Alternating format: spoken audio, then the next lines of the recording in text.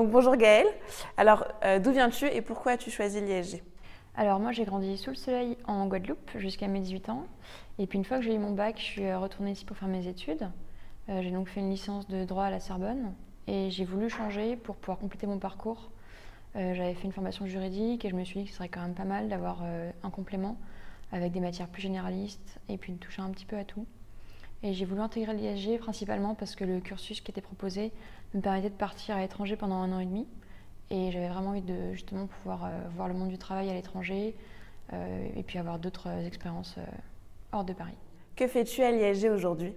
Alors aujourd'hui, je suis en parcours international et dans le cadre du stage imposé au deuxième semestre, je suis partie à Luxembourg pour faire un stage en finance. Donc je m'occupe de vérifier que les investisseurs qui veulent investir dans le fonds d'investissement aient un dossier qui soit correct. Et puis l'année prochaine, je vais partir 1 an pour faire le Master 2 à l'Université de Concordia au Canada.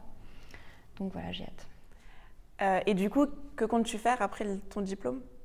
Alors après mon diplôme, je vais rester en finance, travailler soit dans un fonds d'investissement, soit en gestion de patrimoine, ou peut-être en finance de marché. Et puis ensuite, je pense qu'après avoir fait ce métier pendant quelques années, j'aimerais bien pouvoir ouvrir ma propre entreprise. C'est quelque chose qui nous encourage beaucoup à faire à l'ISG, à être entrepreneur, à pouvoir se débrouiller par soi-même. Donc c'est la voie vers laquelle je vais pouvoir me tourner, j'espère. Quelle a été ton histoire la plus étonnante à l'ISG? Alors l'histoire la plus étonnante, c'était avec mon asso, l'ISG Gourmet. On était une équipe de 5 et on a eu un premier événement à faire qui était un dîner. Donc on a quasiment tout organisé de façon parfaite, mais au final on s'est rendu compte que le jour J, il manquait toujours un petit truc.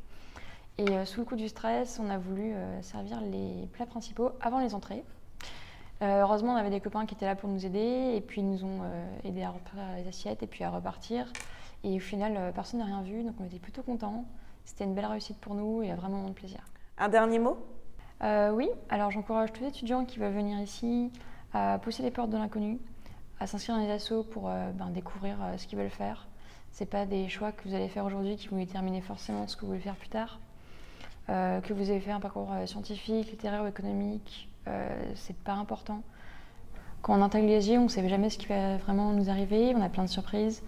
On ne sait pas déjà quelle destination on va prendre pour partir à l'étranger, pour son stage ou pour partir faire son master. On ne sait pas forcément comment ça va se passer au niveau des assos avec nos équipes, il y a beaucoup de changements tout le temps.